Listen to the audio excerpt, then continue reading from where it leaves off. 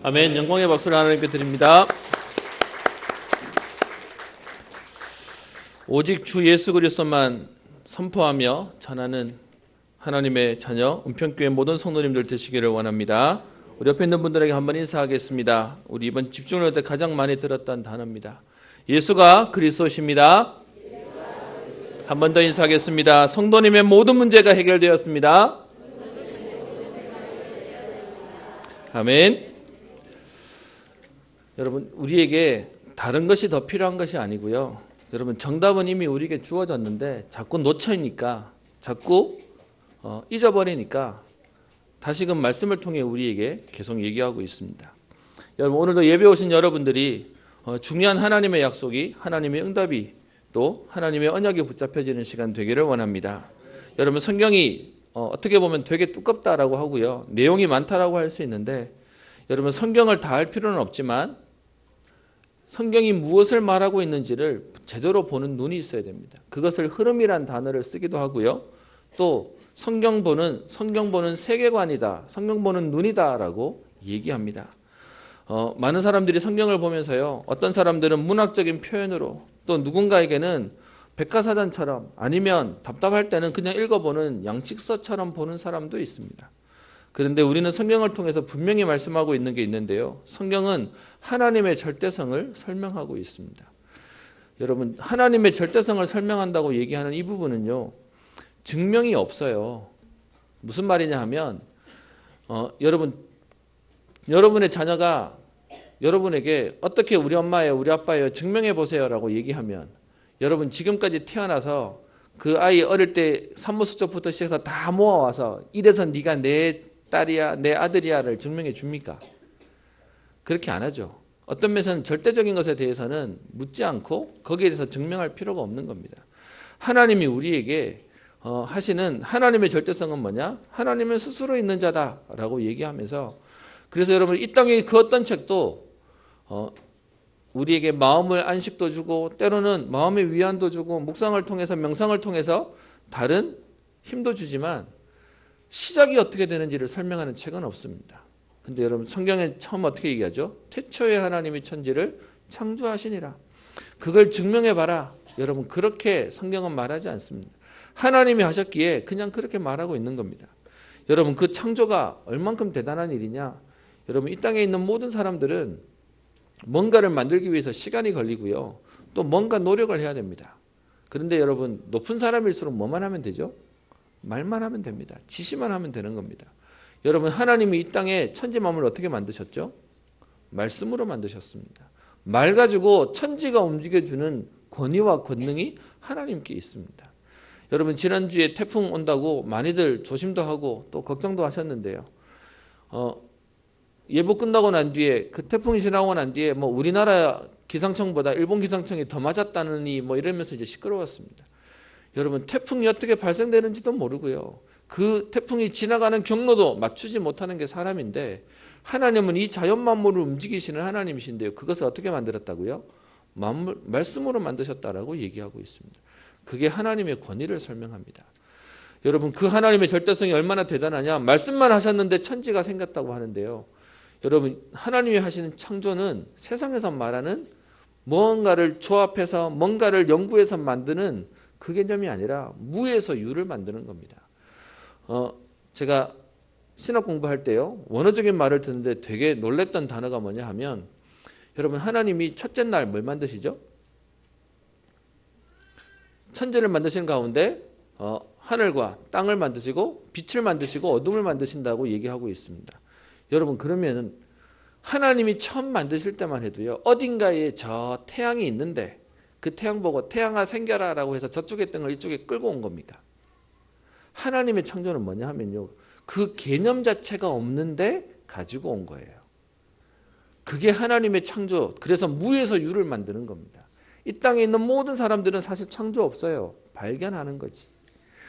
저 창조적인 뭐라고 얘기하지만 인간은 창조할 수가 없습니다. 아무것도 없는 데서 만들어낼 수 없는 하나님이시거든요. 그래서요, 해라는 개념, 달이라는 개념, 어떤 면에서는 물이라는 개념, 공기라는 개념이 없는데 하나님 말씀으로요, 달과 별과 그리고 이 땅에 있는 모든 것들을 말씀으로 다 만드셨습니다. 그리고 여러분 하나님 만들어 놓으신 이게 얼마나 대단했냐. 여러분들은 뭔가를 해놓고 나면 마음에 드십니까? 저는 성격이 그래서 그런지 해놓고 나면 항상 마음에 안 듭니다. 항상 쳐다보고 나면 이렇게 할걸, 이게 좀 이렇게 하면 될걸, 손대다가 덧나가지고 더 망치는 경우 되게 많습니다. 근데 여러분 하나님이 천지 만물을 말씀으로 만드시고 무에서 유를 만드셔놓고 그 만물을 쳐다보시고는 하나님 마음이 어떠셨다고 얘기합니까? 하나님 보시기에 좋았더라. 하나님 보시기에 심히 좋았더라라고 얘기합니다. 여러분 이 땅에 그 어떤 인간도 만족이 없습니다. 만족할 수가 없는데 하나님은 보시고요 좋았다라고 얘기합니다. 그뿐만 아니라 하나님은 6일 동안 천지를 창조하시고 마지막 7일째 뭐 하셨죠? 안식하셨습니다. 사람들은 이 안식이라는 단어도 오해합니다. 6일 동안 너무 천지를 만드시느라 힘드셔가지고 7일째는 쉬셨나 보다. 그렇게 안식을 이해합니다. 여기서 말하는 안식의 의미는 뭐냐 하면요. 하나님이 만들어 놓으시고는 더 이상 손대지 않아도 될 만큼 완벽했기에 그 의미의 안식을 얘기하는 것입니다. 힘들어서 지쳐서 쉬어야 된다는 말의 의미가 아니라 더 손댈 필요가 없는 충분하고 완전하며 모든 것이라는 말의 의미에 하나님은 안식하셨다라고 얘기하고 있습니다. 그게 하나님의 절대성입니다. 그 하나님이 완벽하게 만들어 놓으신 가운데 저와 여러분들의 인생을, 우리의 과거와 현재와 미래를, 또 우리의 후대와 하나님이 약속하신 인류의 시작과 그리고 마지막에 예수님 다시 오십시오. 아멘 주 예수여 어서 오시옵소서라고 얘기하는 그 예수님이 다시 오시는 그날까지의 역사들을 완벽하게 하나님은 세팅해 놓으시고 하나님은 인도하고 계시는 것입니다. 그래서 우리의 신앙생활은 뭐 하는 것이냐?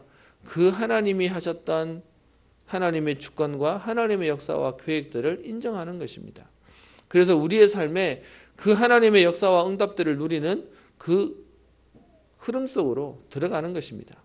그런데 하나님 우리에게 가장 좋은 에덴 동산의 축복을 주셨는데 그런데 인간에게요 문제가 생겨버립니다. 그 문제가 뭡니까? 많은 사람들은 돈이 없는 거, 아니면 몸이 아픈 거, 아니면 내 직장이 안 되는 것, 아기를 못 낳는 거, 아니면 이런저런 갈등이 있는 것, 정신 문제, 아니면 현실 문제, 많은 것들이 문제다라고 얘기합니다. 여러분 하나님의 절대성 가운데 문제가 생길 수 있습니까? 하나님의 절대성 가운데 문제가 생길 수 없는 거라 우리는요 우리가 뭔가를 잘못했나 보다라고 생각해서 우리가 자꾸 노력하려고 얘기하는 겁니다. 아니요, 하나님의 절대성은 문제가 없습니다. 그런데 이 하나님의 절대성에 도전하는 존재가 있는 거죠. 그게 뭐냐? 그게 사단이라는 겁니다. 그래서 많은 사람들이 인간의 문제를 돈이 없다, 어렵다, 힘들다, 아프다, 아니면 미래가 불안하다, 아니면 우리 집은 너무 문제가 많다, 이런 것으로 얘기합니다.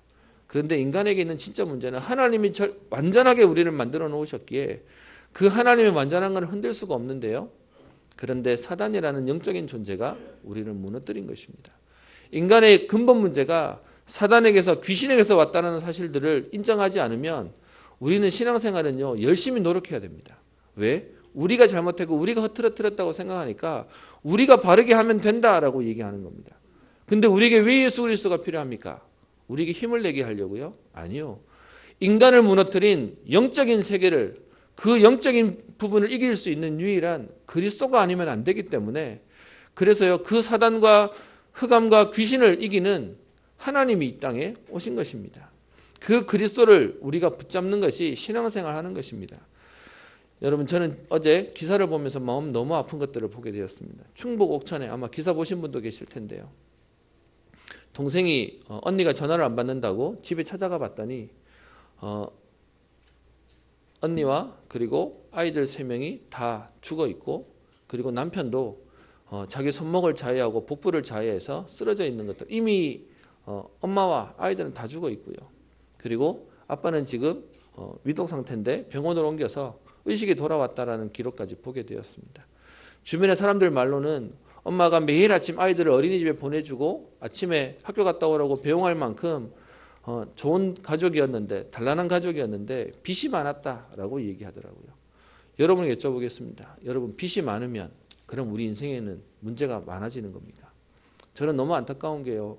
여러분 돈이 우리에게 진짜 문제 맞습니까? 어떤 면에서는 지금 아직 추측하고 있는 바로는 아마 경제 문제 때문에 아마 아버지가 가해자지 않을까라는 얘기하는 것들을 봤는데요. 여러분 우리는 부모라는 이름으로 우리 가족들의 인생을 함부로 할 수 없습니다. 여러분 어떤 면에서는 돈이 없기 때문에 우리는 끝을 내야 되는 겁니까? 여러분 돈이 없는 건 우리에게 불편할 수 있습니다. 정말 현장에 너무 안타까운 사실이 여러분 그런 것 때문에 인생을 끊고 자기 인생뿐만 아니라 가족들에게도 극단적인 일들을 하는 모습들을 보게 됩니다. 여러분 그렇게 문제라면 만약에요 불의의 사고로 인해서 몸을 다친 사람은요 죄송합니다 장애인이 된 사람 같으면요 그럼 그 사람도 죽어야 됩니까? 그 사람도 인생 포기해야 됩니까? 인생의 진짜 문제가 뭔지 모르니까 우리에게 닥치는 현실 문제 상황들을 보고 우리는 자꾸요 포기하고 절망하고 무너져 버리는 것입니다. 여러분 우리에게 있는 진짜 문제는 그게 문제가 아니라 하나님의 은혜를 받지 못하도록 하나님 떠나버리게 만드는 사단에게 잡혀버린 것입니다.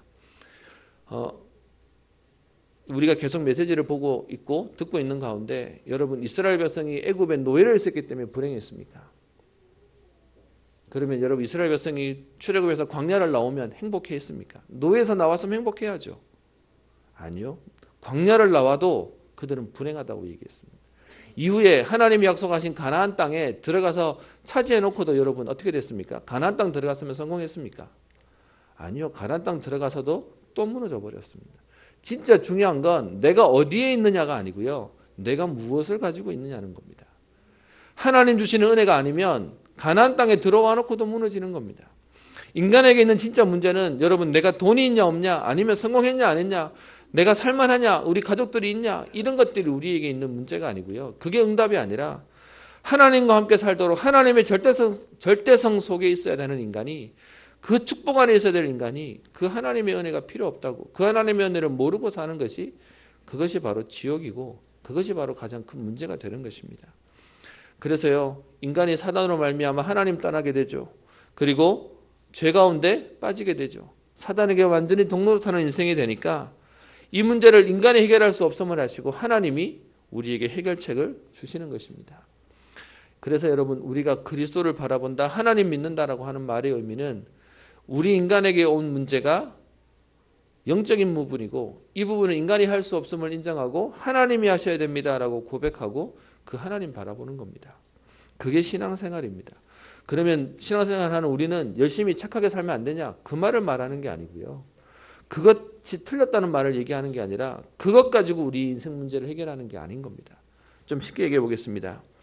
여러분 우리가 잘못했기 때문에 문제가 온 거라면 특별한 잘못 안 한 사람에게 오는 질병과 그리고 계속해서 반복되어지는 문제는 어떻게 설명하시겠습니까? 그래서 우리의 잘못된 생각이 뭐냐? 누군가가 어려움을 당하면 우리도 모르게 저 속에 정죄하는 마음을 가지고 있는 게 뭔가를 잘못했나 보네. 그래서 벌 받았나 보네 라고 얘기하는 겁니다. 여러분 그건 문제를 안 당해본 사람 아직 문제를 안 겪어본 사람이 하는 굉장히 나쁜 마음입니다. 여러분 그렇게 말할 수 없습니다. 어느 날 찾아오는 문제가 우리의 삶과 상관없이 사실은요 누구에게나 찾아오는 겁니다. 하나님 떠났기에 죄의 결과로 마땅히 사망이라고 하는 지옥의 권세가 찾아오는 것입니다. 그래서 이 문제를 해결하기 위해서 하나님이 해결책을 제시하십니다. 하나님 떠난 선악과를 따먹은 인간에게 창세기 3장 15절에 여인의 후손을 보내서 선악과를 따먹도록 만들었던 사단 뱀의 머리를 박살낼 것이다 라고 약속하시고요. 그 후에 하나님이 다시 회복하셨는데 또 이 땅에 사람들의 딸들의 아름다움을 보고 그들이 육체가 되어지는데 하나님 그들을 살리기 위해서 그리스도의 예표 되시는 방주를 통하여 인간을 살리시는 것입니다. 여러분 그리고 난 뒤에도 또 홍수를 겪었던 인간이 우리가 더 이상 물로 인하여 흩어짐을 면하자라고 해서 저 하늘까지 닿는 탑을 만들자. 그게 창세기 11장에 나오는 바벨탑 사건입니다. 하나님을 대적하는 것이죠. 그랬더니 하나님이 그들의 언어를 다르게 해서 흩어버렸다라고 얘기합니다. 그러면서 하나님이 주신 해결책이 뭡니까? 우상 속에 빠져있던 아브라함을 갈대아 우르 속에 있던 아브라함을 불러내어서 믿음의 조상으로 가나안 땅 보내십니다. 여러분 왜 가나안 땅이 중요합니까? 그 땅이 뭐가 의미가 있어서요? 아니요. 여러분 가나안 땅 자체는 사실은 그냥 그 중동 지역에 있는 땅일 뿐입니다. 그런데 그것이 왜 중요합니까? 메시아가 오실 땅이기 때문에 그렇습니다. 인간은 그리스도 아니면 문제 해결을 할 수 없기 때문에 그렇습니다. 그래서 지금도 하나님은 우리에게 그 그리스도 붙잡은 메시아 붙잡은 자들을 통해서 하나님은 모든 문제 가운데서 해결되어지는 하나님의 절대성의 축복들을 회복하도록 말씀하고 계시는 것입니다. 그래서 이스라엘 백성들을요, 그 가나안 땅으로 보내시는 여정을 지금 여러분들과 함께 출애굽 이후로 민수기서, 신명기서에서 이 부분들을 보고 있는 것입니다. 그래서 지금 이스라엘 백성들이 광야 40년을 지나 이제 가나안 땅 앞에 왔습니다. 이제 가나안 땅에 들어가면 되는데 문제는요, 이렇게 오고 있는 이스라엘 백성들이요, 가나안 땅의 의미를 모르는 거예요. 그 땅을 가라고 얘기하니까 빨리 자기들이 40년 동안 고생했던 이 광야 생활을 벗어나고 싶은 게 마음이었지, 노예로 있었던 그 노예에서 해방되어지는 것이 마음이었지, 그리스도를 붙잡아야 한다고 하는 이 해결책이 그들의 마음속에 담기지 않는 겁니다. 그러니까 계속 뭐가 보이냐? 현실이 눈에 자꾸 보이는 겁니다. 그러니까요, 오늘 가나안 땅 앞에 왔는데 가나안 땅 앞에 와놓고 우여곡절을 겪어서 겨우 지금 가나안 땅에 와놓고서는요, 그들 눈에는 뭐가 보이냐? 가나안 땅의 현실이 보이는 겁니다. 하나님의 언약이 보이고 하나님의 약속이 보이는 것이 아니라 현실이 보이는 겁니다. 그 현실이 뭡니까? 9장 1절에 보십시다. 이스라엘아 들으라 라고 하면서 모세가 이스라엘 백성들에게 얘기합니다. 내가 오늘 요단을 건너 지금 가나안 땅을 가게 될 것인데, 요단강만 건너면 가나안 땅 시작이니까요. 그런데 그 땅에 있는 가나안 족속들의 현실을 얘기합니다. 너보다 강대한 나라들로 라고 얘기합니다. 지금 가나안 땅 들어가야 되는데요, 그 땅은 빈 땅이 아니고 강대한 나라, 강대한 족속이 있는 7족속 31왕이 있는 가나안 땅이 되는 겁니다. 그러면서요, 그 땅이 지금 강대한 나라가 있는 땅이고 그 성읍들은 크고 성벽은 하늘에 닿았고 2절에 얘기하는 크고 많은 백성은 내가 아는 아낙 자손이다 라고 얘기합니다. 여러분, 오늘 이 말은 사실은 모세가 처음 한 말이 아니고요, 이스라엘 백성이 지난번 가데스 바네아에서 불신앙하면서 봤던 그들이 과장해서 얘기하는 그 말이지 않습니까? 그들의 성벽은 어마어마하고 그들의 저 하늘까지 닿았고 그리고 저기 있는 백성들은 아낙 자손들이라 덩치가 어마어마합니다 라는 얘기를 지금 모세가 어떤 면에서는요, 다시금 꺼내서 얘기하고 있는 겁니다. 그러면서 뒤에 9장 2절에 얘기하는 내가 아는 아낙 자손에 대해서 설명하는데, 너희가 그에 대한 말을 들었나니 누가 아낙 자손을 능히 당하리요 라고 얘기합니다. 여러분, 성경에 나오는 이 아낙 자손은 성경의 다른 표현에 보면 네피림이라고 얘기합니다. 무슨 말이냐? 거인족들을 얘기합니다. 복을 받아서 거인족이 아니고요, 하나님의 저주를 받아서 다른 일로 쓰는 거인족이다라고 얘기합니다. 여러분, 그냥 이렇게 거인족이라고 얘기하면 감이 없으시죠? 사무엘상 17장에 보면 골리앗이 다윗과 전쟁하러 나오는 내용이 나오는데요, 그 골리앗에 대한 표현이 사실은 아낙 자손에 대한 감을 잡을 수 있을 겁니다. 골리앗은 가드 사람이다라고 얘기합니다. 그 사람에 대한 표현이 사무엘상 17장에 되어 있는데요, 여러분, 골리앗이 얼마나 키가 컸냐? 성경에는 6규빗 한 뼘이었다라고 얘기합니다. 지금으로 계산하면 키가 2m 90입니다. 그리고요, 머리에는 투구를 썼고 비늘 갑옷을 입었는데 그 갑옷의 무게가 놋 5,000세겔이랍니다. 여러분, 그러면요 57kg예요. 그러면 여러분, 몸에만 차고 있는 게 57kg. 제가 우리 딸을 안고 다녀야 되는 겁니다. 여러분, 그거 가지고 전쟁터에 나왔다? 저는 전쟁 못합니다. 걸어가지도 못할 겁니다. 근데 그걸 차고 있고요, 다리에는 녹각반, 청동으로 된 보호대를 차고 있고요, 그리고 어깨에는 단창을 메었고 창 자루는 배틀 같고 창 날만, 창을 드는데 창 끝에 있는 날만 철로 600세겔이라고 얘기합니다. 그게 얼마냐? 7kg입니다. 여러분, 우리 남자들이 군대 가서 들고 다니는 소총 무게가 얼마인지 아십니까? 2kg입니다. 그거 들고 다니는데도 힘들어가지고요, 벌 세울 때 거꾸로 들고 이렇게 손 들고 있으라 그러면 힘들어가지고 덜덜덜 떨고 합니다. 그런데 이 골리앗이 얼만큼 덩치가 크냐? 그것을 들고 다니는 사람입니다. 지금요, 이스라엘 백성들이 하나님이 약속하신 가나안 땅에 들어가서 하나님이 주시는 그 응답을 누려라고 해야 되는데 그리스도가 안 보이니까 뭐가 보이냐? 현실이 딱 보여버리는 겁니다. 그 현실이 어떤 현실이요? 강대한 나라요. 성읍은 크고 성벽은 하늘에 닿았고 그들은 크고 많은 백성이라고 얘기합니다. 조건으로는 전혀 할 수 없는 상황들이 되어 있는 그 모습을 얘기하고 있습니다.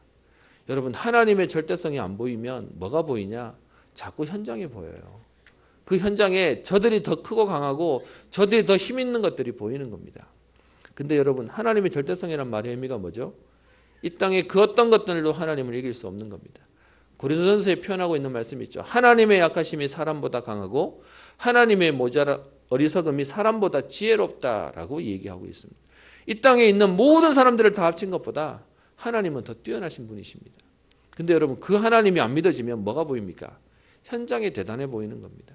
이스라엘 백성들이 지금 그 가나안 땅을 가서 사실은 하나님은 그 가나안 땅에 그리스도 때문에 하나님이 역사하시고 축복하시겠다고 얘기하는데 그리스도가 안 보이니까요. 가나안 땅에 있는 현실이 보이는 겁니다. 그래서 오늘 모세가 그 사실을 숨기는 게 아니고요. 오히려 밝히 드러냅니다. 저들은 이렇게 강대한 나라고 그들의 성읍은 크고 성벽은 하늘에 닿았고 크고 많은 백성이 아낙 자손이 그 속에 있다. 그런데요. 거기에 하나님의 말씀을 얘기하고 있습니다. 9장 3절에 얘기하죠. 오늘 너는 알라라고 얘기합니다. 뒤에 9장 6절에도 얘기합니다. 그러므로 내가 알 것은 이라고 얘기합니다. 무슨 말입니까? 너희가 눈에 보이는 가나안에 있는 현실들을 보이지만 진짜로 제대로 알아야 될 게 있다라고 얘기하는 겁니다. 뭘 알라고 얘기하는 겁니까? 9장 3절에 내 하나님 여호와께서 내 앞에 나아가신즉이라고 얘기합니다. 여러분 현실이 이렇게 대단해 보이지만 사실은요 하나님은 더 대단하신 분이십니다. 천지를 말씀으로 만드시고 그 말씀이 지금도요 여러분 이 땅에 있는 아무리 좋은 것도 하자보수를 해야 되는데 그런데요 하나님은 지금까지 오는 인류가 어떤 면에서는 지금 지구의 역사들이 어떻게 해요? 계속 이루어지고 있습니다. 지난주에 뉴스를 봤더니 북극, 남극에 있는 얼음이 녹았다고 지금까지 한 번은 녹은 적이 없는 그 얼음이 녹았다고 해수면 상승해서 뭔가 난리가 날 것처럼 불안해합니다. 왜? 있던 게 없어지니까요. 저는 분명히 그거 보면서 환경에 대한 부분 조심하고 신경 쓰고 기도해야 된다고 생각합니다. 그런데 제 마음속에 확실한 거 하나 있습니다. 뭐냐? 남극, 북극에 있는 얼음 다 녹아도요. 다시 노아 홍수 같은 일은 안 생깁니다. 왜죠? 하나님이 약속하셨지 않습니까? 무지개를 통해서 다시는 너희에게 물로 심판하지 않겠다라고 약속하셨습니다.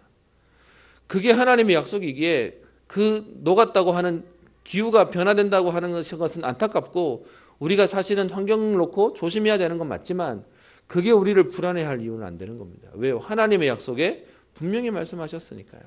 저는 무지개를 얘기할 때마다 너무 안타까운 게 있습니다.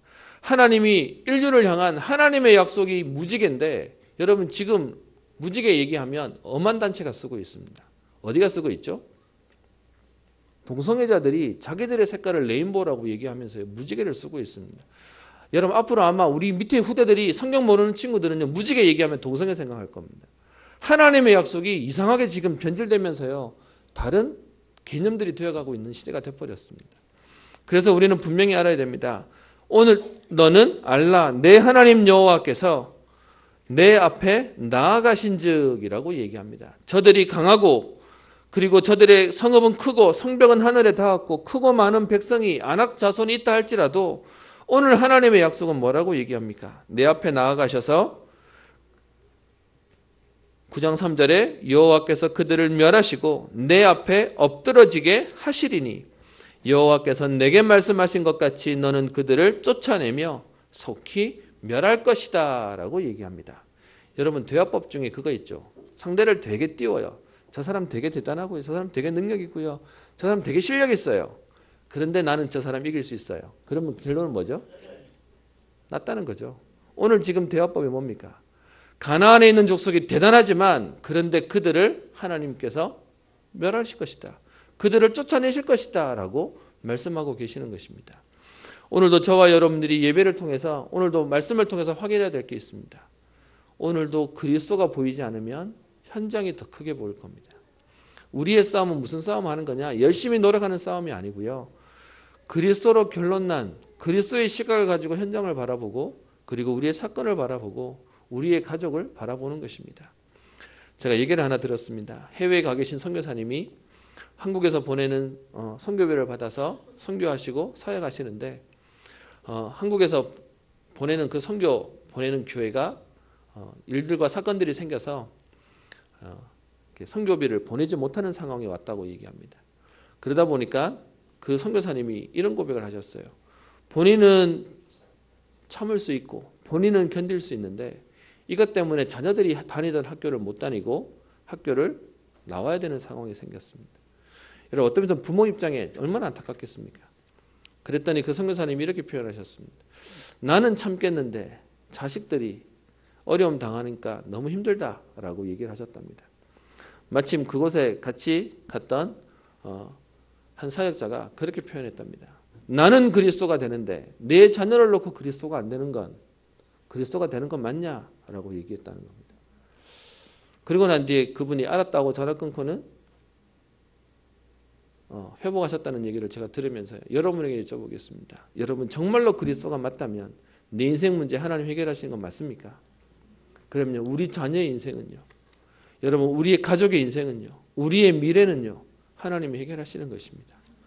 제가 그 얘기를 듣는데 제 마음속에서도 내가 진짜 하나님 믿는다고 하면서도 내가 안 믿고 있구나.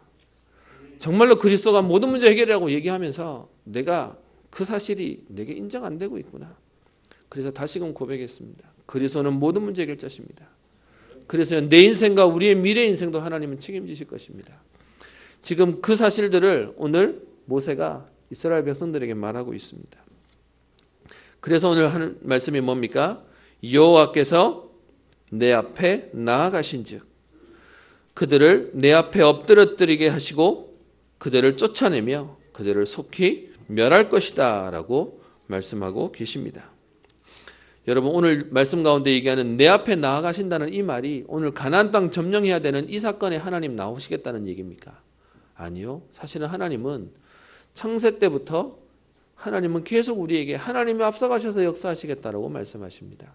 실제로 여러분 이스라엘이 출애굽해서 광야로 나왔을 때 출애굽기 13장 21절에 뭐라고 얘기합니까? 여호와께서 그들 앞에서 가시며 낮에는 구름 기둥으로 밤에는 불 기둥으로 그들을 인도하셨다고 되어 있습니다.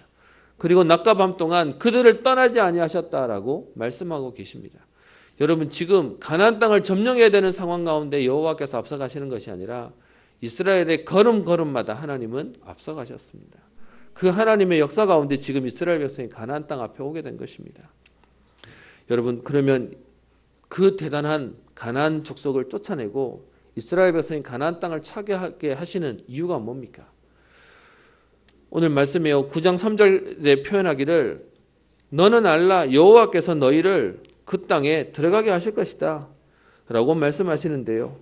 그런데 4절에 오면 어떻게 들어가게 될 것이고 그리고 이렇게 되어서 할 거라고 하는 하나님이 근거를 대거나 증명하시지 않으세요. 그냥요 3절에 그들을 쫓아내고 속히 멸할 것이야. 그런데 4절에요 그 다음 얘기를 하십니다. 내 하나님 여호와께서 그들을 내 앞에서 쫓아내신 후에라고 얘기합니다. 여러분 갑자기 시간이 붕 뛰어버렸어요. 들어가지도 않았는데 들어가게 될 거야? 그런데 문제는 그것도 안 믿어지는데 근데 들어가고 난 뒤에는 라고 얘기를 하고 있습니다. 그러니까요 많은 사람들이 말씀 보면 이해가 안 되겠구나. 안 믿어지겠구나. 본인들 생각에는 들어갈 거야라고 하는데 그것도 현실로 안 왔는데 들어가고 난 뒤에 어떻게 하라는 얘기를 말하고 있으니까 아마 답답할 수도 있겠다라는 생각이 듭니다. 근데 여러분 아까 말씀드렸던 하나님은 뭐 하신다고요? 본인들의 증명을 하지 않으세요. 왜요? 하실 거니까. 보고 따라오면 되는 거니까요. 얼만큼 자신 있으시냐? 가게 될 거야. 그리고 가고 난 뒤에는 이렇게 될 거니까 이렇게 하면 돼 라고 얘기하고 계십니다. 그래서요 내 하나님 여호와께서 그들을 내 앞에서 쫓아내신 후에라고 얘기하고 있습니다. 여러분 얼만큼 하나님은 분명하게 하실 거냐? 그래서 그 다음에 너희가 해야 될 것. 여러분 그래서 이 땅의 모든 사람들은요 성공을 위해 달려갑니다. 목표를 위해 달려갑니다. 그런데 우리는 성공은 기본입니다. 그 뒤의 것을 보고 우리는 가는 것입니다. 그래서 가나안 땅 들어간다고 얘기해놓고 들어가는 것이 끝이 아니라 그래서 거기서 해야 될 것이 있다라고 얘기하고 있습니다. 그래서 이 가나안 족속을 쫓아내시는 이유, 이스라엘 백성의 가나안 땅을 차지하게 하시는 이유를 말하는데요. 여러분 그 이유가 뭐냐? 3절에 얘기하는 여호와께서 내게 말씀하신 것 같이라고 얘기하고 있습니다. 여러분 하나님이 이스라엘 백성을 데려다가 가나안 땅을 들어가고 그 가나안 땅을 이 강대한 나라가 있는 가나안 족속을 멸하고 들어갔다는 게 기적 맞습니다. 근데 여러분 진짜 기적이 뭔지 아십니까? 들어간 게 어쩌다 보니까 들어갔다가 아니고요. 이미 하나님은 이스라엘 백성들을 건져내셔서 가나안 땅에 들어가게 하실 거다라는 것을 약속하시고 지금 그 역사를 이루시는 가운데 들어가게 된 겁니다. 여러분 성경대로 여러분 말씀하신 것 같이 되었다는 이 말은 어마어마한 말입니다. 고린도전서 15장 3절 4절에 보면 그리스도가 오셔서 예수님이 오셔서 성경대로 오셔서 성경대로 죽으시고 성경대로 부활하셨다라고 얘기하고 있습니다. 여러분 이 말의 의미가 뭡니까? 어쩌다 보니까 했다 그 말이 아니고요. 하나님의 말씀이 하나님의 약속이 이루어지고 성취되고 있음을 얘기하는 것입니다. 그래서 이스라엘 백성이 힘이 없어도 그들이 능력이 없어도 상관없어요. 왜요? 하나님의 약속이니까요. 하나님의 뜻이니까요. 이거는 되게 돼 있는 겁니다. 그래서 이스라엘 백성이 가나안 족속을 쫓아내는 그 응답이 뭐냐? 하나님의 약속 속에 있기 때문에 그렇습니다. 그래서 오늘 얘기합니다. 그들을 쫓아내고 난 이후에 내 심중에 이르기를 여러분 모세가 얼만큼 지금 아주 세밀하게 얘기하냐? 겉으로도 말 안 해요. 속으로만 말해요. 여러분 아시죠? 그 말의 의미가 뭔지. 지금 차지해놓고는요. 하나님이 하셨다라고 말하지 않고 심중에 이르기를 내 공의로움으로 말미암아 여호와께서 나를 이 땅으로 인도하여 들여서 그것을 차지하게 하셨다 하지 마라라고 얘기하는 겁니다. 오늘 여러분들에게 제목을 잡았습니다. 말씀을 이루시는 하나님이요. 말씀하신 것을 이루시는 하나님. 우리의 능력이 아니고요. 하나님이 말씀 약속하셨던 것을 하나님이 이루세요. 그러면 여러분 내가 좀 모자란다. 놀릴 이유 있습니까? 하나님이 하시는데요. 내가 좀 실력 있다. 그게 나한테 문제가 됩니까? 자랑할 것도 없고요. 놀릴 이유도 없습니다. 하나님이 하시는 거니까요. 그래서 오늘 5절에 얘기합니다. 내가 가서 그 땅을 차지함은 내 공의로 말미암음도 아니며 내 마음이 정직함으로 말미암음도 아니요.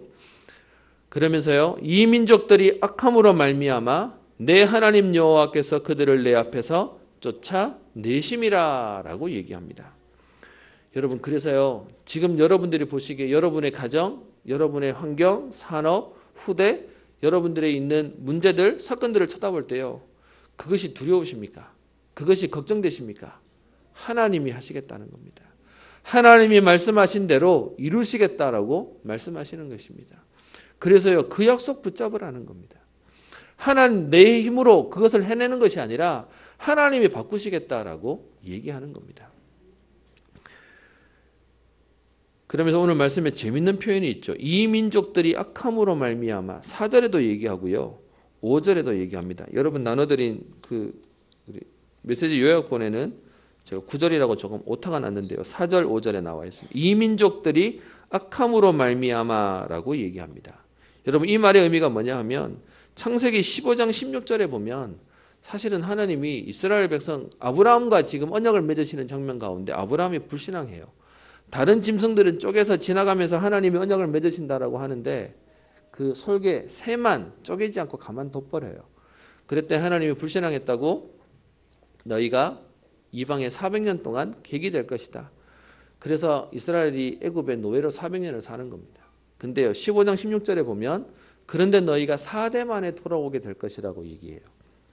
그러면서 그 뒤에 재밌는 표현이 있습니다. 4대 만에 이 땅으로 돌아오리니 이는 아직 아무리 족속의 죄악이 아직 가득 차지 아니하였음이니라 라고 얘기합니다. 무슨 말입니까? 가나안 땅을 차지하고 있는 족속이 우상 섬기고 귀신 섬기고 하나님 모르고 하나님 대적하니까 그 죄악으로 말미암아 그들을 쫓아내는 겁니다. 그런데 그게 어떻게 해요? 4대 만에 돌아올 그 죄악이 가득 찬 걸로 인해서 그들이 쫓겨나게 되는 겁니다. 여러분 그러면 여기서 하나 더 봐야 되는 건 뭐냐? 이스라엘 백성이 가나안 땅에 들어가서 점령자로 들어갔는데 들어가서 뭐 하게 되죠? 언약 놓치죠. 그래서 자꾸 죄악을 하다 보니까 나중에 하나님 어떻게 하시죠? 또 쫓아내세요. 그래서 포로로 잡혀갔다가 돌아오게 되는 거예요. 이 역사의 반복이 계속되어지는 겁니다. 그래서 여러분 이스라엘 백성이 가나안 땅에 들어가게 되는 이유, 그 땅을 정복하게 되는 이유가 뭐냐? 여호와께서 말씀하셨기 때문이에요. 우리의 공의와 우리의 정직함과 능력으로 하는 것이 아니라 하나님이 하시는 것이다 라고 얘기합니다. 이 비밀을 알았던 사도행전 3장에 베드로와 요한이 안전병을 일으키고 나니까 사람들이 난리가 났죠. 성전을 왔다 갔다 하면서 미문 앞에 앉은 안전병이 일어난 걸 보니까요.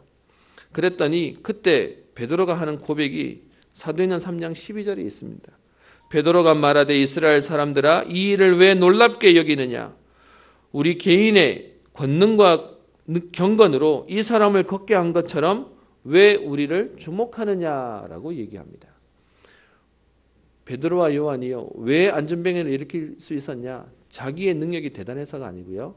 글이 써야 된다고 하는 비밀을 알고 있었습니다. 그러니까 사람들이 주목하니까요. 아니 왜 우리를 주목하냐. 우리의 경고가 우리의 권능으로 한 게 아니다. 그래서 우리를 주목하지 마라 라고 얘기하는 겁니다. 지금요 이스라엘 백성이 가나안 땅 들어가게 될 거래요. 그렇게 강대한 나라고 그렇게 성읍도 크고 성벽도 높은데 그리고 그들은 안악 자손인데 그런데 점령하게 될 거라는 겁니다. 근데 그 이유는 우리가 아니라 하나님이 하시겠다는 겁니다. 그래서 여러분이 감히 얘기합니다. 여러분의 가정복음화, 여러분의 가문복음화, 여러분들의 후대복음화 하나님이 하시겠다는 겁니다. 뭐 하시면 되냐? 언약만 붙잡고 있으면 하나님이 하신다는 것입니다. 여러분 이 복음의 그 비밀이 어떤 면에서는요 눈에 보이지 않는 하나님이 그 비밀로 인해서요 아브라함의 후손들과 노아의 후손들을 통해서 저와 여러분들까지 이 복음이 증거되게 되었습니다. 어제 저녁에 전화 한 통화를 받았습니다. 필리핀에 계시는 우리 마기원 선교사님이 전화가 와서 저희 우리 선친 목사님이 신학교 강의 오셨는데 저보고도 오라고 얘기하는 겁니다. 그래서 저는 실력이 안 됩니다. 저는 능력이 안 됩니다. 그냥 놀러 오라 그러면 놀러 한번 가겠습니다. 그래서 실력 안 되니까 그냥 기도만 하겠습니다라고 얘기했더니 그분이 그런 얘기 하시더라고요. 하나님이 분명히 이유가 있어서 그 자리에 세우셨는데 그걸로 충분할 겁니다. 그래서 그냥 오시면 됩니다. 교회에서 놀러 간다 그러면 안 보내줄 거니까 오셔서 강의하시도록 12강의 하도록 오라고 얘기하시더라고요. 제가 그 선교사님의 말을 사실 저는 마 선교사님이랑 우리 선친 목사님이 인사시켜 주셔서 한 번 딱 안녕하십니까 아들입니다 뭐 한 번 한 게 다 합니다. 근데 그분의 말 속에 제가 뭐가 느껴지냐 언약이 전달되어지는 흐름 가운데 제게 딱 믿음으로 얘기하시는 제가 딱 이렇게 들리는 겁니다. 그래서 다른 분 다 하시고 제가 정 사람이 없으면 제가 그냥 신분한 마음으로 가겠습니다 했더니 다 왔다 갔대요. 그래서 이제는 제 차례라고 제가 오면 된다고 얘기하는 겁니다. 제가 뭔 얘기를 하냐 여러분 언약 한 사람 잡았는데 가정과 가문이 바뀝니다. 저는 저희 집안을 생각하면 지금도 기억납니다. 경상북도 청송군 분안면 홍원리 저희 선친 목사님 고향이십니다. 거기를 가면 전에도 얘기 드렸지 않습니까? 경운기를 못 쓰는 뭐 다른 집은 경운기 있어요. 이 집은 경운기가 없어요. 비탈이라서 쓸 수도 없어요. 소 하나 가지고 이렇게 하는데 명절에 들어가면 다른 모든 집이 문 열어놓고 제사 지냅니다.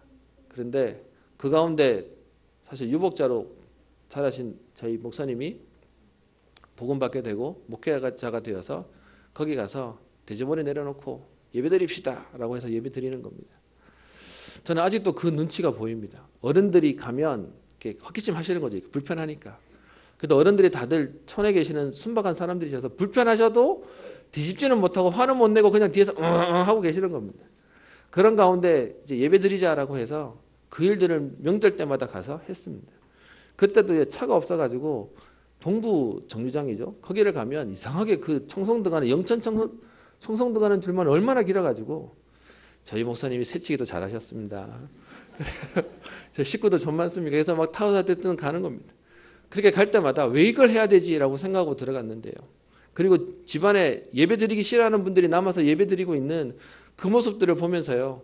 사실은 억지로 끌려다녔습니다. 근데 여러분 그 일들을 지금 제가 40년 했더니 지금 저희 집안 안에 목회자 아예 그 5남매가 전부 목회자가 된 가정도 생겼고요. 이제는 가면 기다립니다. 빨리 와라고 빨리 예배드리고 밥 먹게 다들 기다리고 있는 흐름이 돼버렸습니다. 여러분 뭐냐? 언약 가진 한 사람이 가정을 바꾸고 가문을 바꾸는 겁니다. 그래서 오늘 우리에게도 얘기합니다. 현장이 강해 보이냐? 아니요. 하나님은 더 강하시다는 겁니다. 그래서 그 하나님의 말씀대로 하나님의 계획대로 그래서 오늘요 9장 5절 뒷부분에 얘기합니다.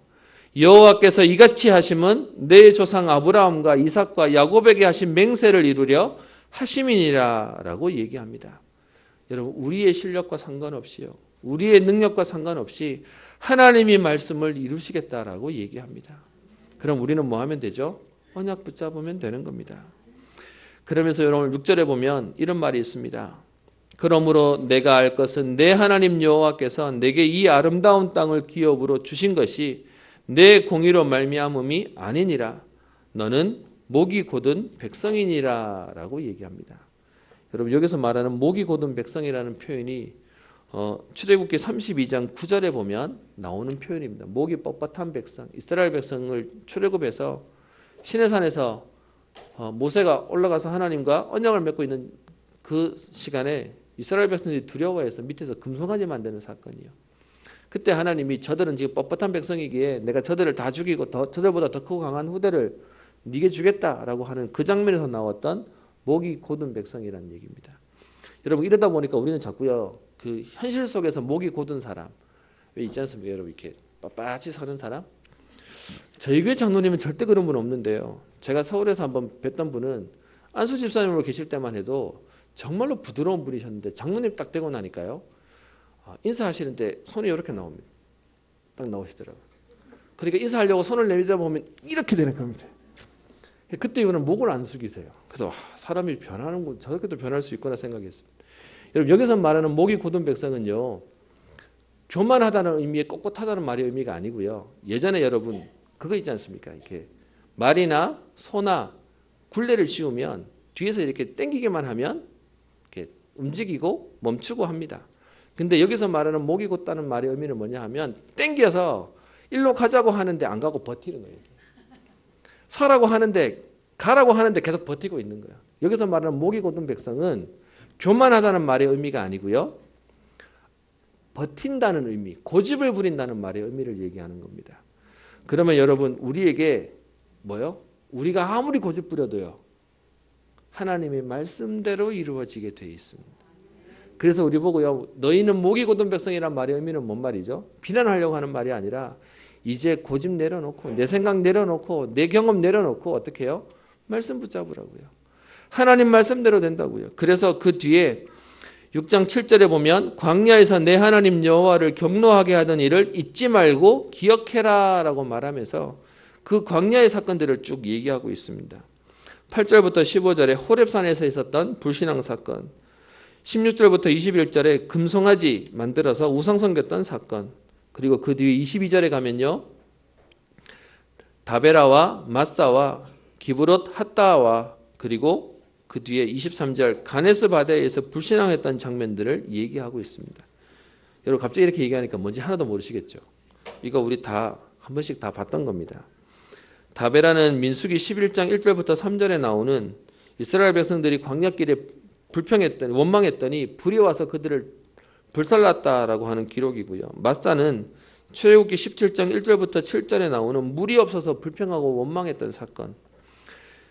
기브롯 핫다와는 민수기 11장 4절부터 35절에 그들이 고기 먹고 싶다고요, 불평해가지고 하나님 메추라기를 보내시는 사건. 그리고 가데스 바네아는 민수기 13장과 14장에 나오는 12정탐꾼을 보냈던 사건. 그 예들을 들면서요, 너희가 지금 계속해서 광야에서 뻣뻣하게 하나님 말씀은 하신다는데 너희는 안 된다고 계속 고집 부렸지 않냐 라고 얘기하고 있는 겁니다. 그러면서 어디까지 얘기합니까? 24절 너희가 항상 여호와를 거역하여 왔느니라 라고 얘기합니다. 지금까지 불신앙했지 않냐, 그래서요 비난하려고 하는 말이 아니라 그러니까 이제는 하지 말라고요. 지금까지 불신앙하는데도 하나님 여기까지 데려왔으니 이제는 불신앙하지 말고 하나님 약속 붙잡고 어떻게 해요? 가나안 땅 들어가면 된다. 가나안 들어가서 하나님 약속 붙잡으면 된다라고 얘기하는 겁니다. 그런 우리에게 하나님 주시는 약속이 6절에 이 아름다운 땅을 기업으로 주시겠다라고 얘기합니다. 저는 이번에 너무 여러분들 보면서 감사했습니다. 집중훈련 2박 3일 또 오늘 오후까지 좀 남았는데요. 또 일이셔서 못 오신 분도 계시지만 여러분들이 참여하시고 또 여러분들이 언약 잡으시는 모습을 보면서 너무 감사했습니다. 이번에 오신 강사님들 사실 두 분, 오늘 오시는 분은 제가 잘 모르는 분이고요. 어저께 그저께 오셨던 분들은 사실 제가 잘 아는 분들입니다. 첫날 오셨던 장선호 목사님이 저랑 저녁 먹으면서 저한테 묻더라고요. 여기서는 넥타이 매야 되죠? 라고 물어요. 여러분 다른 지역에 대구가 되게 팍팍한 지역으로 되어 있습니다. 그래서 편하게 하십시오 라고 얘기를 했는데 다른 데 갔더니 그거 안 했다고 혼났다면서 그래서 해야 되겠다 해서 묶으셨어요. 그리고 두 번째 오신 목사님, 서울에서 오신 목사님인데 제가 그분한테 얘기한 건 대구 지역 왔더니 증명사진도 웃으면서 찍는 거 별로 안 좋아합니다. 뭐 이렇게 얘기했더니 이제 올라와서 이렇게 웃는 거 여러분들이 이렇게 반갑게 해주시니까 너무 좋아하신 겁니다. 그분이 작년에 예강교회를 왔다 가셨거든요. 이 말하면 안 되는데 유튜브에 또 남는데 그때 오셔서 집중훈련 인도하시다가 너무 힘들었대요.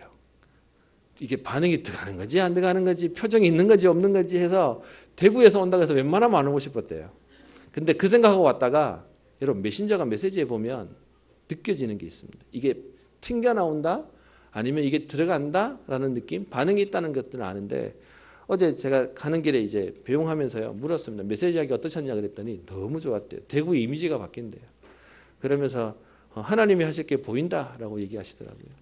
저도 그렇게 보입니다. 여러분들이 어제까지 집중하시고 오시는 분위기를 보면서요. 이제 은평교회 흐름이 바뀌고 공기가 바뀌는 것들이 보여집니다. 하나님이 하시는 그 약속 가운데 오늘 하나만 기억하시면 됩니다. 하나님이 말씀하신 것을 하나님이 이루십니다. 내 수준과 능력과 내 모자란과가 상관없이 하나님이 이루시기에 오늘 우리는요.